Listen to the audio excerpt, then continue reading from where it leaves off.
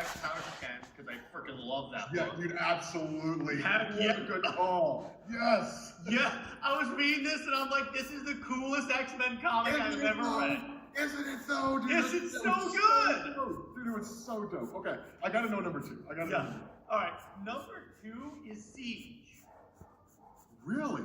Because I really like the way they bring in all these, because it's essentially telling 3 different stories at the same time, and I really like how they weave them together really well. Yeah. Plus, I kind of like Norman Osborn trying to be a good guy, but really is a bad guy behind the scenes. I kind of dig that. That's fair. It is kind of the conclusion to Dark Reign, right? It like wraps up Dark Reign. If I gotta, honestly, King in Black. Really? King in Black, where he takes Thor's hammer and Silver Surfer's sword and makes a giant freaking axe. So, okay, is this top 3 comic stories in general or top 3 Marvel? Because you told me top you were 3 a Marvel. DC. Okay, I was like, you told me you were a DC guy, and you just betrayed the entirety of the DC fan base. I know. All right, hey, DC fans, I'm one of you, but my top 3 stories are from Marvel. Yeah, I know, but it's opposite day. But in terms of DC, I'll start with number 3. Number 3 is probably anything from Jeff Johns' Green Lantern. So, okay, you're gonna hate me, and they're probably gonna burn me at the stake, right? I'm about to piss off the entirety of the comic book YouTube scene. Oh no! Right? Jeff Johns' Green Lantern peaked at Sinestro Corps War. I kind of agree with you on that. Yeah, I think that's where it peaked. And honestly, if I have to pick a specific story, it is Sinestro Corps War. Yeah, I think that was at its best. Because there was just this one scene. It's because this one scene when like he calls up everyone in Coast City and says, "Evacuate! There's a big war coming," and everyone starts shining green lights out of their window, and then no one leaves, and then the city is rebranded as the City Without Fear. Yes, that was so dope because it's supercharged it. Yeah. That was. And I'm like, that is just so cool. Yeah. I mean, there's cool moments with like Saint Walker, where it's like anytime Saint Walker shows up, and it's just like because he always shows up in like the most clutch moments. Do people still say clutch? I don't know, dude. Okay, so I'll allow it. Okay, you'll allow it. Awesome. He always shows up in like the most clutch moments, right? So it's like the Green Lantern just getting like dominated by like Atrocitus and the Red Lanterns, and it's like all hope is lost, and then it's just like Power Ring at like 300% capacity, and it's like, yes, and like Saint Walker's here, and he's like, all will be well, and it's like, yes, the Blue Lanterns, and it's crazy. My second favorite one is probably All-Star Superman. Because I always tell people, if you want to understand Superman if you want to read one comic to understand who Superman is, just read All-Star. That's what you got to know. That is a good choice. I would say that or Peace on Earth. Okay. One of those 2 stories. Yeah, but All-Star is a great choice. Yeah, with me, actually, number 2 is also a tie with Kingdom Come, because that is the most gorgeous looking DC book of all time. Isn't it though? Oh my, Alex Ross is signed with that book. I'm like, oh my gosh. And there's so much character depth. Like, I love this thing when like Wonder Woman goes to Superman and was like, we need your help. And he's like, no. Right? Like humanity made its choice. They chose vigilantism, let them suffer. And she's like, you have to stop punishing them. And he's like, no. And then like things are popping off and like you're like, well, I guess Superman's not coming, and then like he swoops in, right? And it's just like it's oh my god, yes, dude, I love that comic, yes. And my number 1 is also a tie between Darkseid War, because I love the idea of like all the different Justice Leaguers becoming gods, like Flash becoming the god of death and so on. Okay. And the Superman and Wonder Woman series from the New 52. Okay, see, that was a ridiculously divisive series when that came out. It's because here's the thing, you got the group that only wants, and I'm getting to this right here, because you have the group that always is like, no, Superman should only be with Lois Lane. In fact, I put out a video. Yes. So this may not have been the best idea, Rob, but I put out a video basically arguing because longtime viewers of Comics League know that one of my least favorite characters in comics is Lois Lane. Why? Okay, before you go, I gotta know. Why is Lois Lane your least favorite character? Because here's why, and it's the comics Lois. I like the movies Lois, and primarily has to do with the way she is written and the way she is in relation to Superman now, because honestly, let me give you an example. I was reading the first arc of the Warworld saga, the one before he goes where he finds out I have to go to Warworld. Awesome. Yeah, the Philip Kennedy Johnson. Yes, I love that. He's a fantastic writer. But she's in danger at one point in the story, and then legit, I was like, so he's going to save her, and I get that that's like their thing, but when there's no stakes, I'm like, I really don't care. That's what really is a writing perspective. I like Lois in the movies and the TV shows more. Yeah. Because at least they do more with that. So, and the thing is that I put out a video arguing that I phrased it wrong in the title. I said that she was redundant, and the amount of hate I got, people told me to go F myself, and I was like, okay. I mean, like, look, I'm not one to really lean into the whole, like, you know, stirring the pot and spewing a whole bunch of, like, you know, controversy, stuff like that, but, like, that stuff sells. I know, but the reason, and the thing is that I always preferred Superman with Wonder Woman, because here's and this series perfectly explains it, because they may seem alike, like they're practically the same, the same in that, but really when you look at it, and that series specifically showed it, and it sold really well, but what was that they both have two different ideas on what it means to be a superhero, and that he's always had to hold a part of himself back, being like Clark and Superman and stuff. She's always used to like being completely open, because at that point, I don't think in the New 52 she was an ambassador. I think she was just Wonder Woman. I want to say so. I don't remember off the top of my head. I think at the beginning she was, but honestly, basically, I mean, it's been, what is it, like 12 years since New 52 came out, so I don't remember exactly. And the thing about it is that I just love that series, because you also have that fantastic moment where Batman goes to Superman. He goes, "There's always a reason why.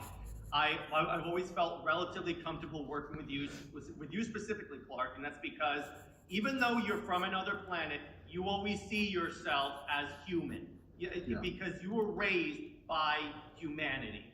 And I feel like if you want, that's also another comic where I think that one page, it perfectly summarizes one of the best parts about Superman, is that, yeah, he may have all these godlike powers, but he still sees himself as human. Yeah. Well, I mean, one of the big gripes, and I remember talking about this with a buddy of mine, Sal, years and years and years ago, but the biggest issue with the Superman Wonder Woman comic is that it was just too easy. Right? Like, with Superman and Lois Lane, there's always, like, okay, so a really good example is if you remember towards the end of the New 52, when Superman, and probably one of the most awesome moments of his character, when, like, his powers were more or less gone, he was just, like Captain America level strong, but he wasn't, like, Superman level strong. He had, like, the truth storyline? Yes, he had, like, the black shirt with the Superman logo and the jeans, and he was, like, I was not a fan of that. Dude, he looked dope. But I loved it when, like, Lois Lane just, like, dumped his identity out in the world, right? Like, that kind of thing, those stories with her character, where it's not necessarily like she saves the day because, like, she's, like, some superwoman type character, but where, like, she still has the elements of the damsel in distress, but she can still kind of hold her own. That makes her character interesting to me, and it makes her intriguing to me, because, like Lois Lane, in a lot of ways, is, like, reflected the kind of shift, right, of like women's role in society. It's going from like the 30s up until now. And Superman, like Mark Waid did a really good interview where he was like, Superman, it kind of reflects every generation as it exists at the time, right? So like the Superman of right now will be different from the Superman in like 30 years, right? Because he'll reflect society in 30 years, you know, and it's how he looks now is different the way he looked 30 years ago when he had the mullet, right? And he came back in the all black suit. I love that.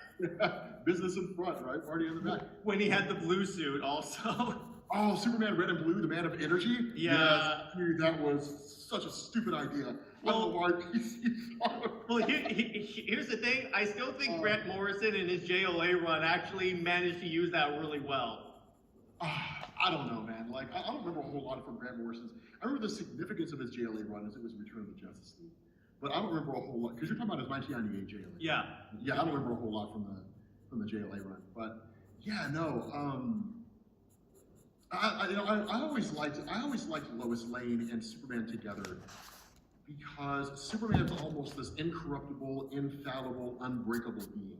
With the exception of like a couple instances, which are usually, you know, alternate reality stories, Injustice, or like Flashpoint, or something like that. He's always kind of like, you know, as a buddy of mine, Joel, used to put him like, quote unquote, your granddad Superman, right? But like Lois Lane is a great counterpoint to that, like, or not really a great counterpoint, a great accompaniment to that, right? So I always kind of like the two of them together. For Superman and Wonder Woman, it felt too easy, right? Like this unbreakable man with the unbreakable woman, and between the two of them, the power couple, and there's nothing they can't do, you know. And it's just like, but I mean, it takes away the stakes. Right? It takes away like the fear that one of them might die. The story where they, if I remember correctly, there was a story where they fought, oh my God, what was his name? General Zod together. Yeah. And that was dope. Zod and Feora, yeah, I love that one. That was a really dope story. But outside of that, well, here's the thing. In Volume 2, what was kind of cool is that when they did that thing where he was turning into Doomsday and she almost had to kill him, and you saw like she was like almost like, can I actually kill this man? I felt that was kind of cool. That was like the Doomsday virus, wasn't it? That led into a crossover, didn't it, or something like that? Yeah, that led to the invasion of Brainiac, as a matter of fact. Okay, yeah. Which I was like, okay, it's just, the thing is that with Superman and Wonder Woman, I disagree that it's the easy way, because again, it's like, particularly that version of Wonder Woman, she was less on the no killing than he was. So there are certain points where you do have tension in that. Plus the fact 99% of Wonder Woman's villains use magic, so there is tension. There is like stakes there if he comes in and like at one point the gods invade and he has to help her. But I can't believe we've never gotten a story in DC where the Greek gods invade and take out the Justice League. I mean, the closest we got was Injustice. What was it, like year 5? Yeah, I think it was year 4 or something like that. 4, yeah. It was the off year. It was the year where it was just kind of like, all right, Tom Taylor doesn't really know what to write here. Yeah, exactly. Yeah. Exactly. But I mean, it's just something that I thought was pretty cool. It was a part of the draw that brought me, because I came in during the new 52 because, again, fresh start. I didn't have to read anything. And then when I was done, it was actually that and Man of Steel, that the movie, that really got me in there, because Man of Steel, because I know how you feel about Snyder's movies, but the way I go with that is that, at least to me, because for the longest time, before I really understood Superman, I thought he was kind of a wuss, and then I was more of a Batman guy. But then when I finally, because the thing about Man of Steel and then the new 52 Superman is that they showed, okay, so here's this dude that somehow it finally clicked. Here's this dude that has all the power in the world that could burn it down if he wanted to quote Batman BVS. But he chooses not to, and in fact chooses to be of service. So it was at that point when I was like, okay, I kind of get it now. And then obviously I went back and I read All-Star and Unchained and like Secret Origin stuff, and really fell in love with the character in general. I mean, that's 100% fair, and it makes perfect sense. But, so whenever people ask me, right, they say like, who is it that, or I'm sorry, whenever they're talking about Superman, and they say like, what's the best story to define Superman? Because you made a good point when you talk about All-Star Superman, but I would actually, I can't talk. I would offer a counterpoint to that. Okay. Right, I would say Dan Jurgens, what is it, Superman and Lois Lane, the one that he used to explain how they were bringing Superman in from pre-crisis into, from the Rebirth book, you mean? Well, not the Rebirth book. There was Frank Thierry, Peter Tomasi Superman Rebirth, and then Dan Jurgens Action Rebirth, which is actually going to be the other 2 stories that I suggested. But there was a mini-series that was written that went in, that explained how it was that Superman from pre-Flashpoint was in the New 52 universe. Okay, I think I know what you're talking about. Yeah, I can't remember that. I want to say it was Superman, it was the Adventures of Superman and Lois. Yes, or, yeah. It was something along those lines. But like between those 3 stories, yeah, those are the ones that I suggest. And there's a really, really good moment where Superman is talking to his son. And he asked, like Jonathan asked him, like, so why were you wearing all black? And he said, because that reflected where I was in my life at that point in time. right? And he asks him, he's like asking these questions, like, why don't you just make humanity be good, right? Like, why don't you just make humanity stop fighting? And he says, because that's not what I'm supposed to do. Like, my character, like, as a superhero, I'm supposed to lead people, not force them to do what I think that they should do, because I'm not always right.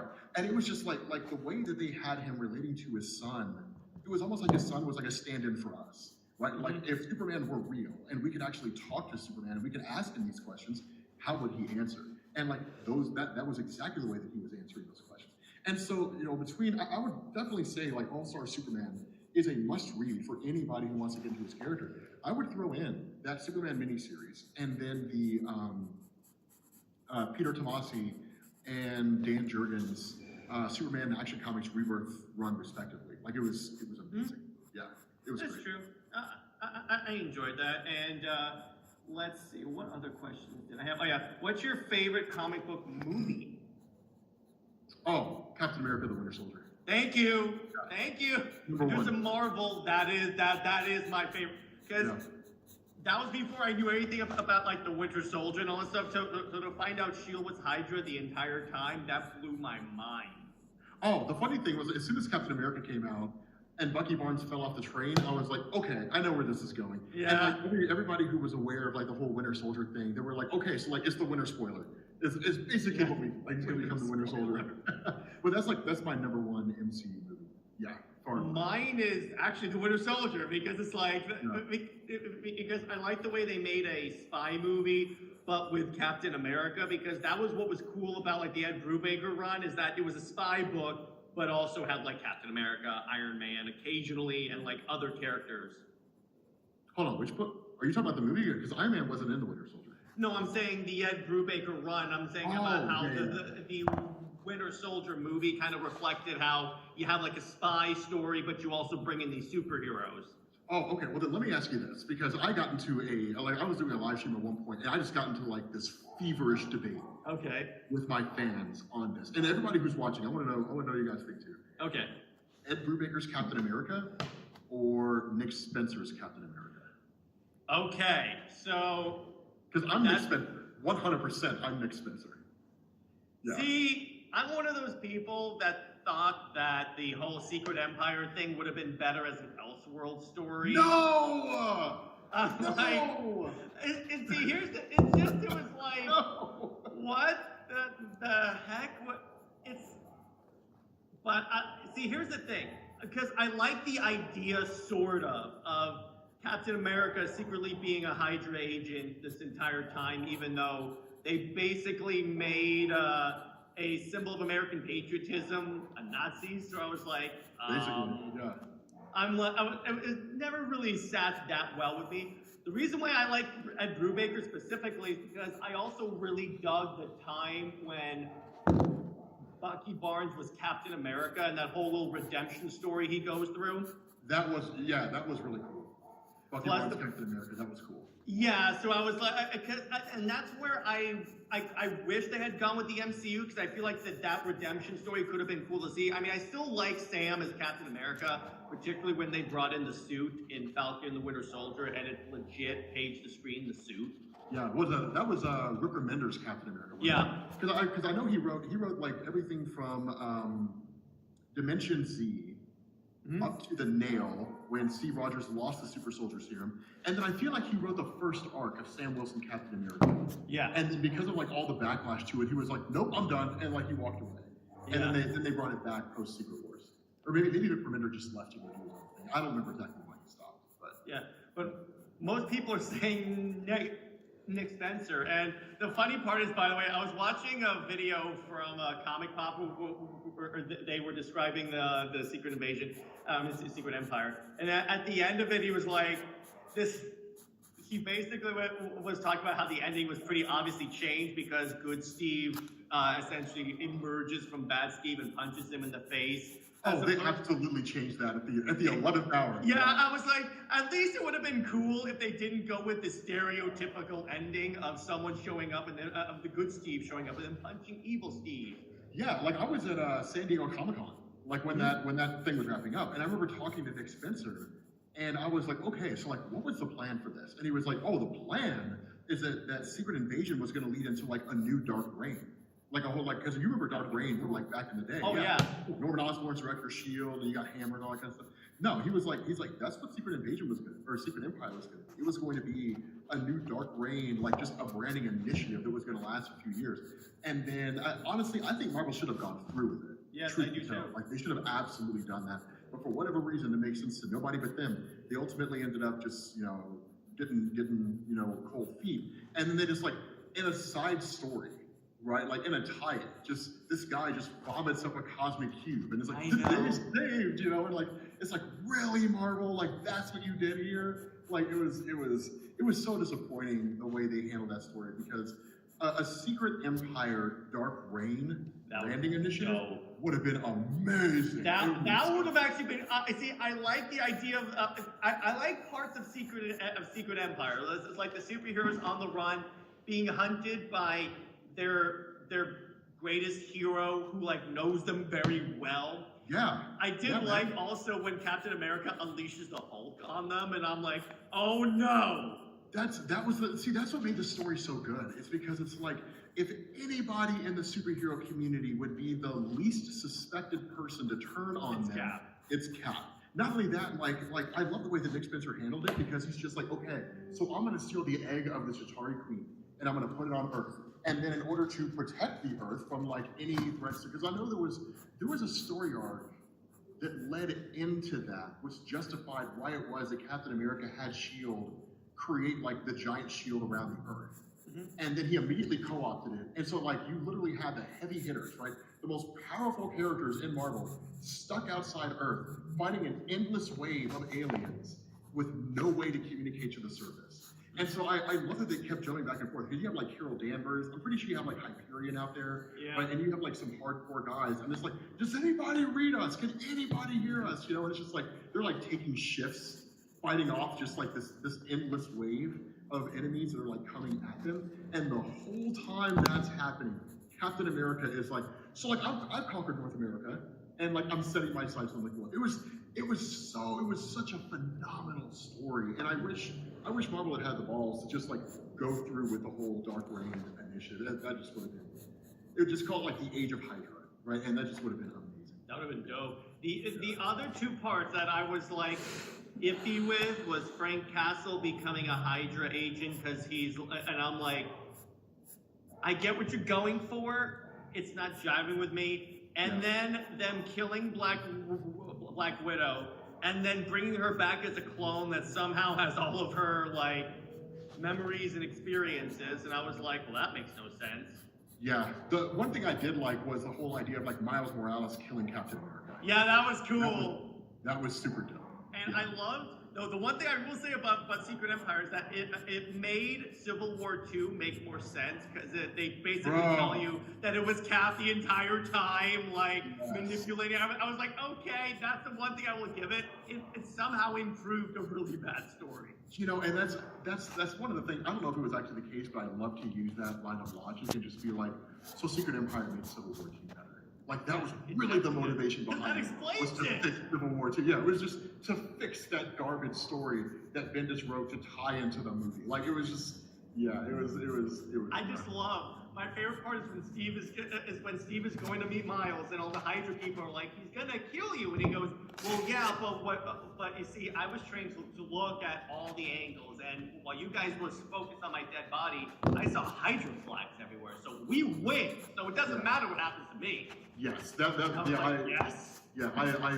absolutely, I loved Hydra Cap. I loved Hydra Cap so much. It's a cool concept. I'll give it. See, here's the thing. I like the story. I like the story itself. The story itself is freaking dope. Yeah. Because I'm always a fan. Because honestly, one of my favorite like Superman stories is Injustice in that sense. Because here's why.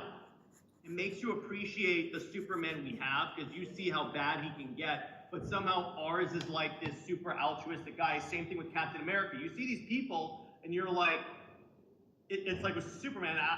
We have the saying, "Absolute power corrupts absolutely," but he is the direct refutation of that. Well, okay, then I'll ask this question of you and the audience, right? Because I used to debate this with the fans all the time whenever I was making the videos on it, right? In Injustice: Gods